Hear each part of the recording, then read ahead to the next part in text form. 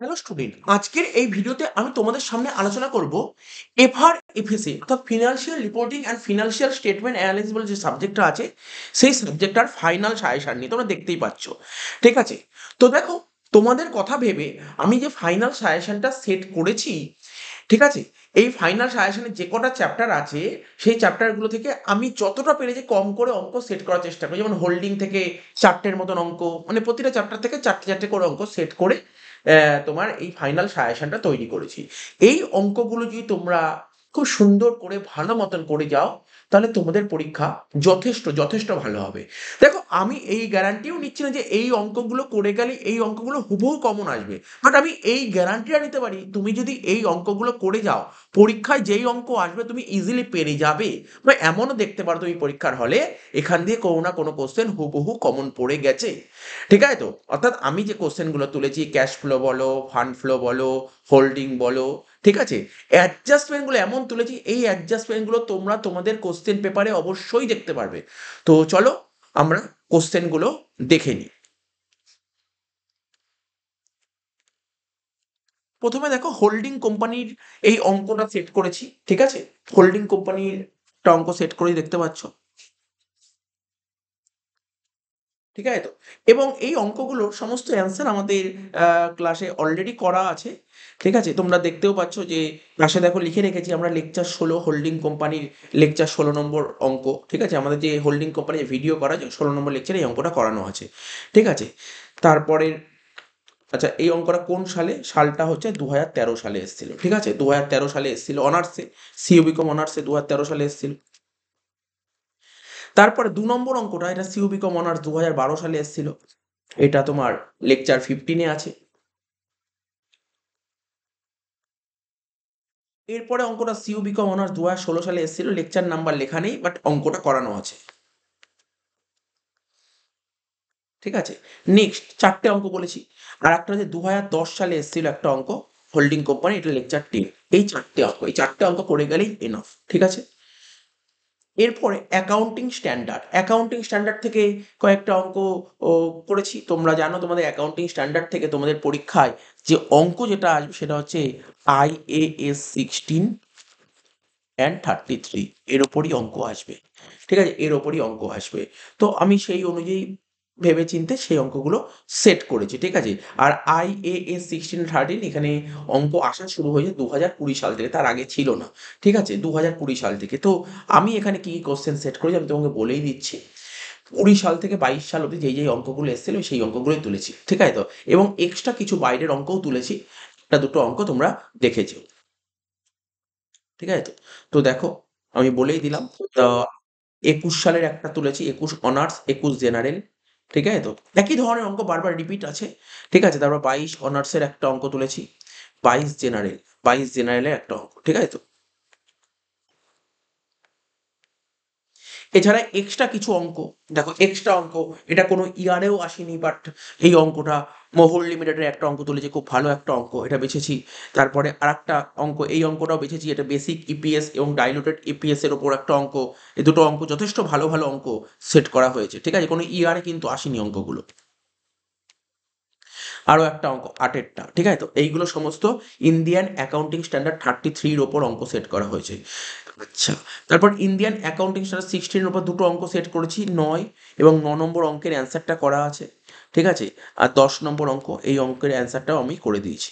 ঠিক আছে, তো এই কটা করলেই হবে। এই কটা হচ্ছে আমরা ইন্ডিয়ান অ্যাকাউন্টিং স্ট্যান্ডার্ড 16 এবং 33-র ওপর অঙ্ক সেট করেছি। ঠিক আছে, তো এবার চলে আসো ফান্ড ফ্লো স্টেটমেন্ট, যেটা এবছর যেটা পরীক্ষায় ফান্ড ফ্লো স্টেটমেন্ট থেকে তোমরা জানো 5 নম্বরের একটা ছোট কোশ্চেন দেবে, শর্ট কোশ্চেন, আর 15 নম্বরের একটা বড় কোশ্চেন। টোটাল ফান্ড ফ্লো থেকে এবছর পরীক্ষায় 20 নম্বর দেখা যাবে।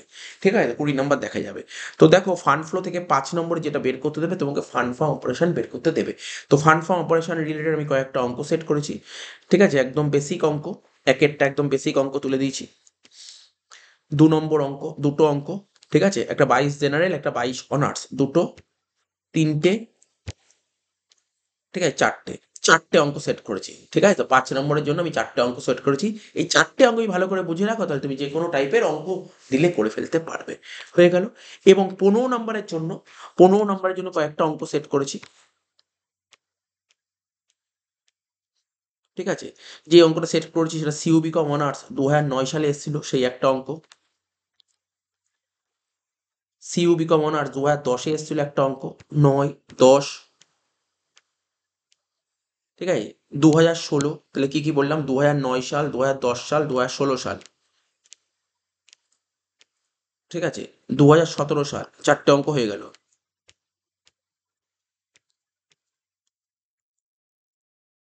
2004 সাল, ঠিক আছে? 2004 সাল এবং লাস্ট অঙ্ক 2012 সাল। অর্থাৎ ফান্ড ফ্লো থেকে আমরা এ কটা অঙ্ক সেট করেছি এবং সবকটা অঙ্ক ক্লাসে করানো। তোমাদেরও নিশ্চয়ই করা আছে। তোমরা এই অঙ্কগুলো করা থাকলেও আমি বারবার বলব আরো একবার প্র্যাকটিস করো। ঠিক আছে? এই হয়ে গেল ফান্ড ফ্লো। এবার চলে আসি ক্যাশ ফ্লো।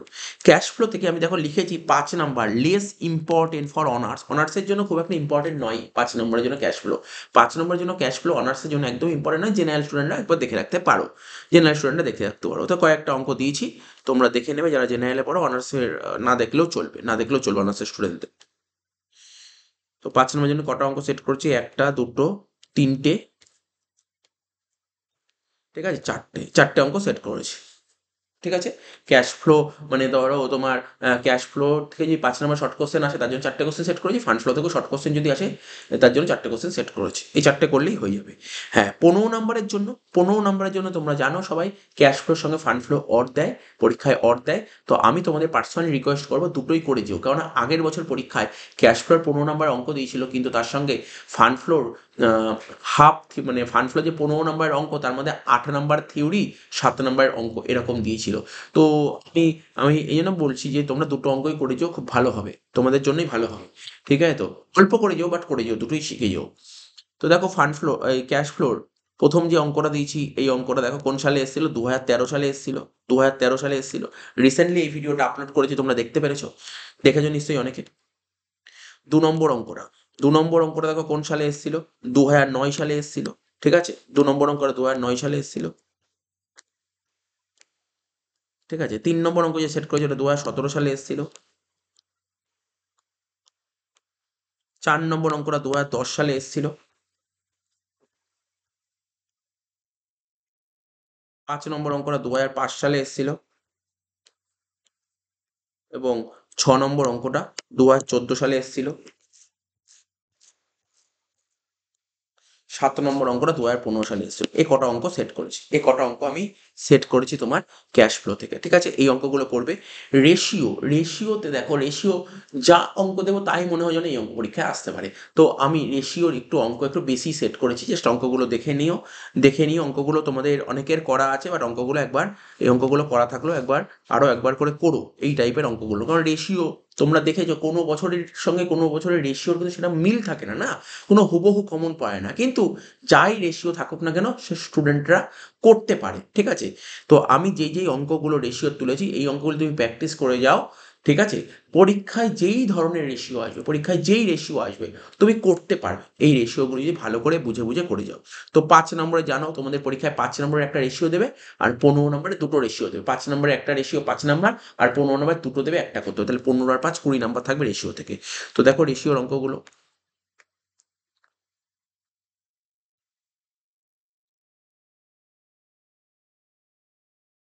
ঠিক আছে তো?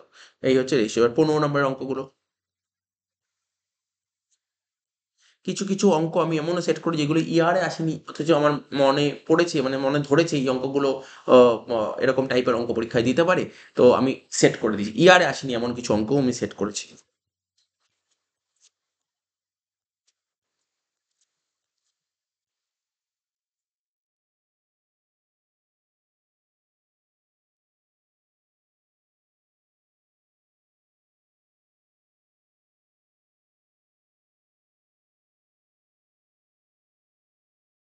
ঠিক আছে তো? তো এই অঙ্কগুলো তোমাদের দেখে যেতে হবে এবং last chapter introduction to financial statement analysis অর্থাৎ ইন্ট্রোডাকশন টু এফএসএ। এবছর পরীক্ষায় ইন্ট্রোডাকশন টু এফএসএ এর মধ্যে থেকে ট্রেন্ড অ্যানালাইসিস মোস্ট ইম্পর্টেন্ট এবছরের পরীক্ষায়। ট্রেন্ড অ্যানালাইসিস তোমরা ভালো করে প্র্যাকটিস করবে। ঠিক আছে? দেখো ট্রেন্ড অ্যানালাইসিস বইতে অনেক অঙ্ক জানি তো অনেক অঙ্ক দিয়ে লাভ নেই। আমি একটা অঙ্ক সেট করেছি। তার মানে একটা অঙ্ক দেখে রাখলে এই টাইপের অঙ্কই পরীক্ষায় বারবার করে রিপিট করে। ঠিক আছে? এই টাইপের অঙ্ক ভালো করে প্র্যাকটিস করবে। আমি একটা অঙ্ক দিয়েছি। এই অঙ্কটা 2012 সালে এসেছিল আমাদের লেকচারে করানো আছে অঙ্কটা। ঠিক আছে? তারপর একটা কম্পারেটিভ ইনকাম স্টেটমেন্টের উপর অঙ্ক দিয়েছি, ঠিক আছে? একটা কম্পারেটিভ ইনকাম স্টেটমেন্টের উপর অঙ্ক দিয়েছি, একটা কমন সাইজ ইনকাম স্টেটমেন্টের অঙ্ক দিয়েছি, ঠিক আছে? একটা কম্পারেটিভ ভ্যালুয়েশন, সব কটার উপরই একটা একটা করে দিয়েছি, কিন্তু সবচেয়ে বেশি ইম্পর্টেন্ট আমি তোমাদের বারবার বলছি টেন্ট অ্যানালাইসিস। টেন্ট অ্যানালাইসিস খুব ইম্পর্টেন্ট,